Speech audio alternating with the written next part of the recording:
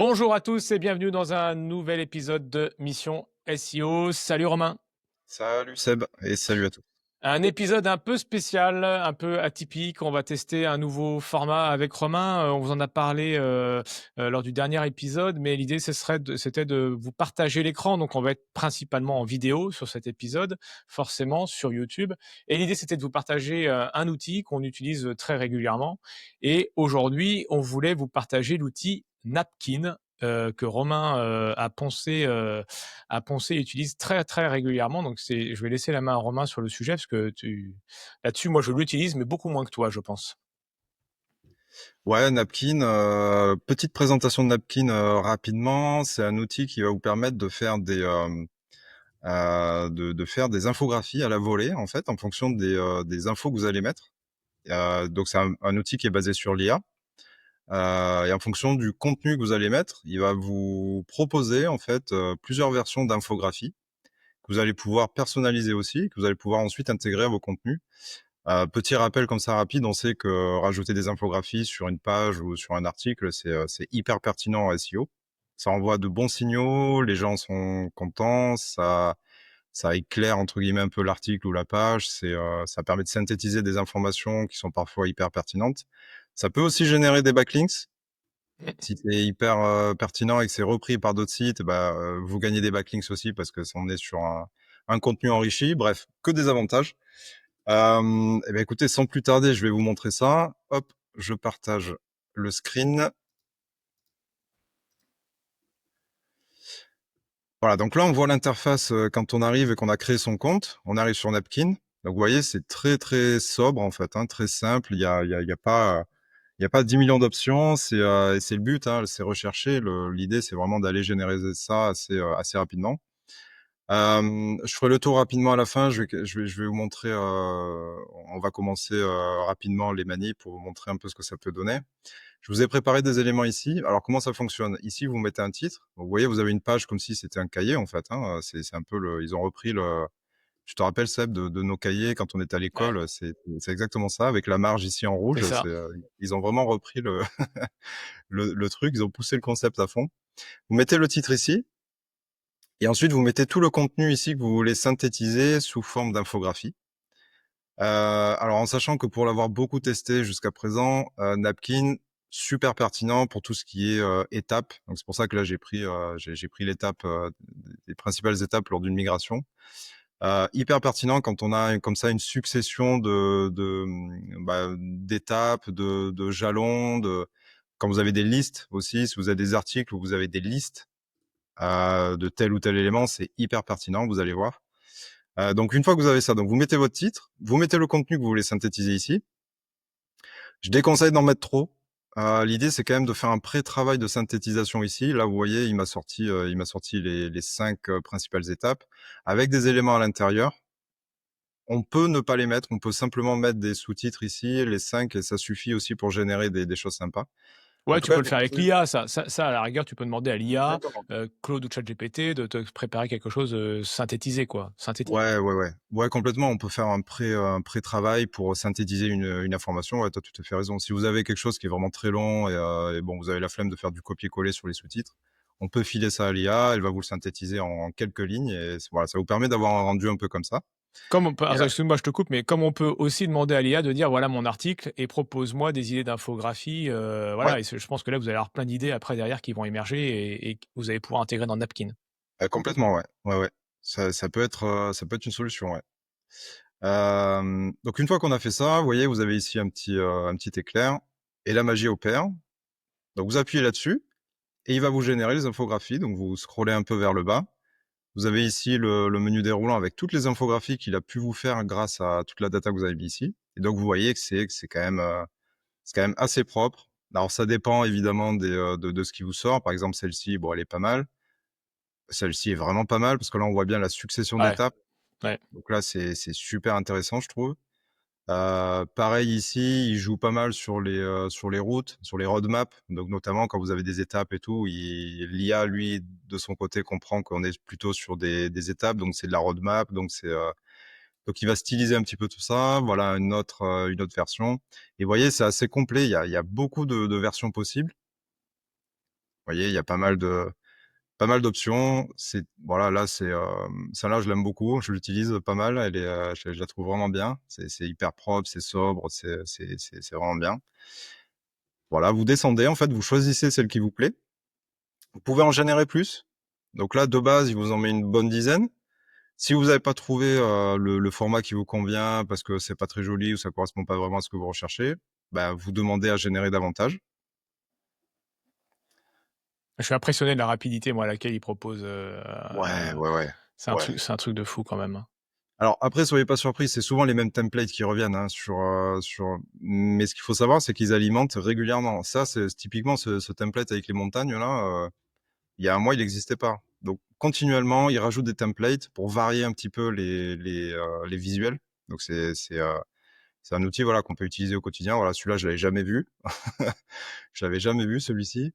Celui-là, ouais, il est plus commun, plus classique, on reste vraiment sur du simple. Enfin voilà, vous avez vraiment du choix. Vous pouvez vous amuser en fonction des tailles, en fonction de ce que vous voulez mettre.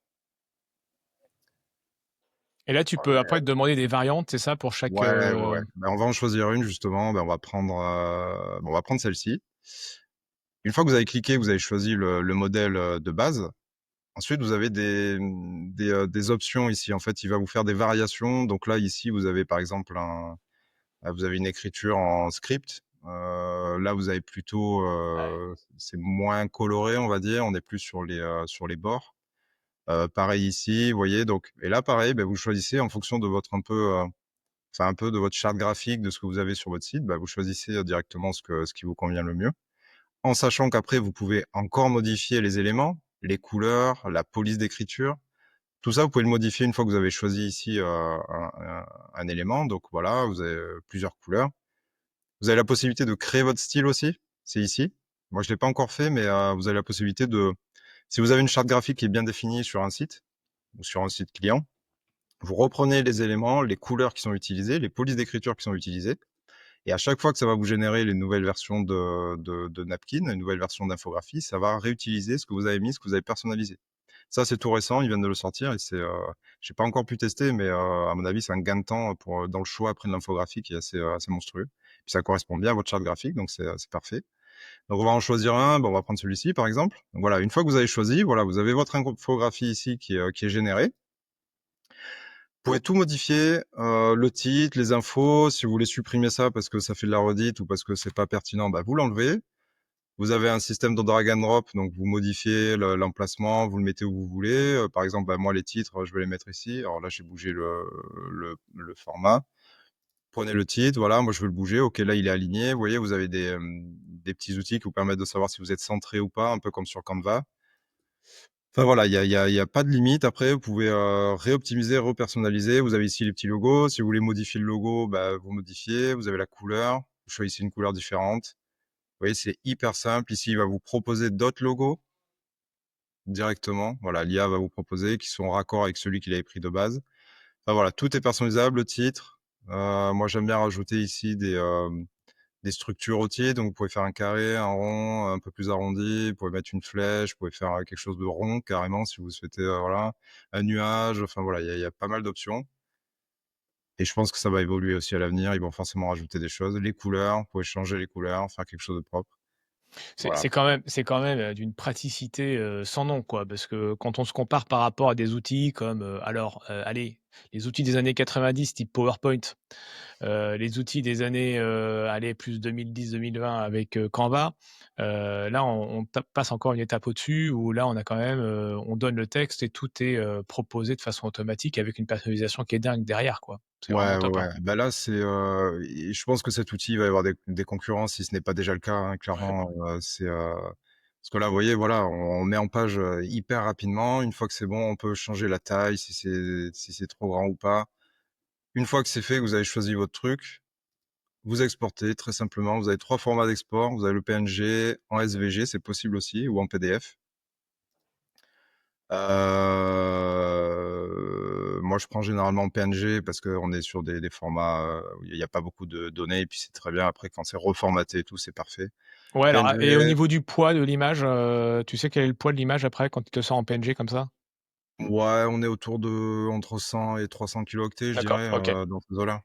C'est pas Ah, monstrueux. oubliez pas, hein, on refait une petite je refais une petite couche SEO, hein, mais que le poids des images est hyper important. Une image, c'est 100 kilooctets à peu près, hein, voilà, voire 200 si elle est un peu plus grosse, mais faut pas dépasser ça, hein. Bah, là, on est à, ouais, 450, un peu plus gros. Ça Bah, après dépend avec beaucoup un petit coup des d'optimisation derrière, puis c'est bon, quoi. ouais, ça dépend ouais, c'est ça, il faut le repasser, peut-être le reformater, mais voilà, en tout cas, les rendus sont quand même, C'est top, hein.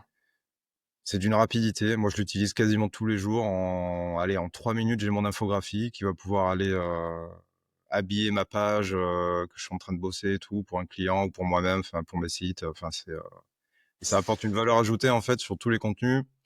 Vous différenciez, en fait, de la masse entre guillemets, parce que ça, aller faire une infographie comme ça sur Canva, alors peut-être vous allez faire mieux, probablement. On est sur des choses assez simples, hein, sur les infographies, mais ça reste très propre pour, on va dire, des pages ou des articles qui sont «simples» entre guillemets en SEO. On n'a pas besoin de faire des choses, hyper léchées au niveau graphique. Donc Ouais, ouais, c'est puis là, on vous rappelle l'importance du rich content, d'en venir enrichir votre contenu avec des éléments graphiques, des images, des infographies, des outils, même de simulateurs, de calculateurs qui est possible via l'IA. Je vous invite à regarder ou à écouter notre épisode qui est dédié. Mais et ah, là, il y a on des a un recherches sur, comment générer des simulateurs et tout ça d'ailleurs, on va faire ça. On va vous ouais. montrer pareil, ouais. Ouais, ouais, ouais, mais c'est clair que là, vous avez, là, ce que vous montre Romain, vous avez enfin là, en plus, tu t'es vachement arrêté sur toutes les options. Mais clairement, en 2 3 minutes, vous allez pouvoir enrichir, votre texte, d'une façon, énorme, quoi. Et en plus, c'est un outil gratuit, parce que c'est ça quand même Ouais, le il est gratuit, ouais, Napkin est gratuit, il est toujours en version bêta, en plus. Il est toujours en version bêta et pour l'instant, il est gratuit. Évidemment ils vont ouais, déployer ça va peut-être pas durer. des features et probablement que il y aura un petit abonnement mensuel après, hein. C'est tous les outils, c'est un peu comme ça, hein. On fait utiliser les gens les utilisent au quotidien et puis après on peut plus s'en passer et Mmh. donc on passe à une version, payante, ou en tout cas sur certaines options qui sont, bah, incontournables. Donc c'est le jeu, mais un outil comme ça m'étonnerait qu'il le fasse à plus de 10-15 par mois, hein, en fait, donc et vu le gain de temps et la capacité à enrichir des pages et tout, ça les vaut largement, quoi. Ça les vaut Ah ouais, largement. c'est vraiment un top outil, Ah moi, c'est outil, vrai que ouais. j'en avais beaucoup entendu parler, quand c'est sorti et je l'ai pris en main, vraiment il y a 1 mois parce que j'ai pas eu le temps de m'y mettre et c'est vraiment top, hein et c'est vraiment, et je pense que les options derrière vont être énormes. Alors c'est vrai que j'ai pas fait encore créer mon style et je pense que ça peut être très intéressant d'aller mettre ses propres couleurs, sa propre charte graphique donc et en plus, c'est hyper intuitif quand même, hein. Ouais, ouais et là je l'ai relancé. On peut relancer. Il vous garde celle que vous avez fait avant ici. Ah ouais. Pas de souci, donc ça écrase pas, en fait, dès que vous relancez et voilà, si vous voulez une autre idée, une autre variante, voilà, ben là, il y a d'autres variantes qui apparaissent, qui étaient pas du tout proposées dans la 1re génération.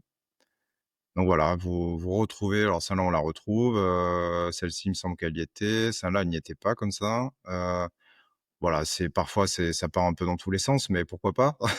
Ça dépend vraiment de votre domaine, de ce que vous faites, mais voilà, il y a un peu tout. Ah ouais, c'est vraiment un top outil, ce serait sympa de nous dire si vous le connaissiez, cet outil. Voilà, on va vous mettre le lien dans la description, comme ça vous y avez accès, direct. Mais est-ce que vous avez et ce serait intéressant de savoir, est-ce que vous connaissez d'autres outils de Ouais. voilà, parce que ce serait intéressant de voir au niveau de la concurrence qui existe. J'avoue que j'ai pas fait le taf d'aller voir, ce qui existe en concurrence sur ce type d'outil-là. Donc dites-nous si aujourd'hui vous avez d'autres outils, comment vous faites vos infographies? Et sincèrement si alors et là, je vais digresser un peu, mais quand on voit aujourd'hui, l'IA, comment elle vient nous aider à faire ce type d'infographie et quand on voit la mise à jour récente de ChatGPT, sur, les images qu'il peut générer. Alors là, on vous parle, on est en avril 2025, si vous nous écoutez un peu plus tard. Et ChatGPT a lancé une mise à jour, assez récente sur les photos et quand on voit Napkin plus, ChatGPT avec ses photos, là, aujourd'hui, on peut mettre du texte. C'est vrai que des outils comme Canva ont quelques soucis à se faire. Alors, l'avantage de Canva, c'est la personnalisation et on va aller beaucoup plus loin et je pense qu'on va faire des trucs beaucoup plus esthétiques. Par contre, sur des trucs assez basiques, là, on a ce qu'il faut en l'espace de quelques minutes, quoi, hein. Donc, c'est top, hein, vraiment top. Bah, écoute, tu fais bien de le mentionner, j'utilise plus Canva, Ouais. que j'utilisais avant à 100 et depuis que j'utilise celui-ci, ça fait quoi? Ça fait 3-4 mois. Bah, écoute, Canva, je ne l'utilise plus, à part pour certains besoins, pour faire nos vignettes, pour le podcast et tout, pour YouTube. Ouais. Je ne l'utilise plus. Ça, Ça va alors, très vite. C'est mais ça remplace pas. C'est-à-dire que moi, pour non, mon besoin propre, ça suffit largement et parce que j'y vois le gain de temps et je vois le rapport, qualité, temps passé imbattable, aujourd'hui par rapport à Canva, donc mais ça bah, remplace pas d'autres usages. voilà, c'est ça. Alors après, on pourrait se faire l'avocat du diable et se dire que bah, forcément, si tout le monde utilise Napkin, ou en tout cas quelque chose qui s'y apparente, on va tous avoir, entre guillemets, Oui, des infographies qui vont se ressembler. mais Après, comme on avait tous les mêmes images, les mêmes infographies sur les mêmes bandes d'images qui viennent de c'est Canva et tout, ça. on voit un visuel de Canva, moi tu me montres, en 5 secondes, je suis capable de te dire: «Bah, ça c'est du Canva ça». Voilà, c'est Clairement, ça. parce que tout le monde utilise les mêmes trucs. Ouais, c'est exactement ce que j'allais dire. Et en même temps, quand on voit aujourd'hui comment c'était utilisé avant ce genre d'outils, de toute façon, on avait déjà quand même une certaine uniformité dans la façon de fonctionner. Malgré tout, parce que les infographies étaient pas, alors on va dire sur 80% des sites, hein, il y en a qui faisaient quand même le taf d'une façon différente, mais on avait quand même une certaine uniformité sur l'ensemble des infographies qu'on voyait. Donc je suis pas certain aujourd'hui que ce soit et comme de toute façon, je veux dire face à vos concurrents, tout le monde va pas le faire non plus. Je veux dire, donc vous allez aussi apporter quelque chose de différent. Donc top, top, top comme outil. Sincèrement, je vous invite vraiment à le tester. Testez-le, enfin poncez-le et ajoutez systématiquement une infographie quand ça s'y prête. Mais je pense qu'une grosse partie des articles ou du Ouais, contenu que vous pouvez écrire se prête à ce genre d'illustration. quasiment tous. Tous ceux que j'ai Ouais, eu à rédiger pour des clients là, quasiment tous, j'ai ajouté une infographie. Il y a ouais. toujours un élément dans le texte où, on a des étapes, on a plusieurs éléments qui se suivent. Enfin, forcément, il y a un intérêt, Et puis quasiment tout. ça apporte, pourquoi c'est hyper intéressant? C'est parce que ça accroche l'œil et que derrière, votre visiteur va s'arrêter là-dessus et va avoir envie de lire un peu plus en détail, ce que déjà vous avez retenu l'attention, quoi. Retenir l'attention, c'est donc le visiteur qui reste plus de temps et qui s'il reste plus de temps, c'est plein de signaux positifs envoyés à Google en disant que, il y a un intérêt et que, le visiteur est en train de lire, ce que vous avez écrit et il est pas juste passé et reparti, quoi. Ce qui est horrible pour Google. Donc super outil, super, super, super outil. Merci, Romain, enfin, c'est vraiment cool qu'on ait pu, présenter ça parce que je trouve que c'est hyper intéressant. Alors ce qui serait intéressant, nous, ce qu'on attend de vous là, et on vous attend au tournant parce que c'est, la 1re, le premier format entre guillemets qu'on vous propose sous ce comme ça. C'est est-ce que vous souhaitez qu'on aille encore beaucoup plus loin et qu'on continue ce genre d'outils? Alors il y a 2 questions, je vais être très simple. Un, c'est est-ce que vous voulez qu'on continue ce genre de vidéo pour vous présenter des outils comme ça en l'espace, de 10-15 minutes comme on le fait là? Et puis 2, bah, est-ce que vous avez d'autres outils? Quels sont les outils qu'on vous voulez qu'on vous présente? Pas forcément des noms, mais des outils, voilà, qui pourraient vous aider dans le SEO. Bah, voilà, c'est bon? On a fait le tour, Romain? Tu Ouais, avais c'est d'autres tout trucs bon. à dire ou pas? C'est bon? Non, non, c'est On tout est bon. bon sur Napkin? Bah, écoutez, merci en tout cas encore de votre écoute. Bon là, c'est purement visuel, hein, donc on sera principalement sur YouTube sur ce genre de choses parce que sinon, uniquement en podcast, ça risque d'être un peu simpliste.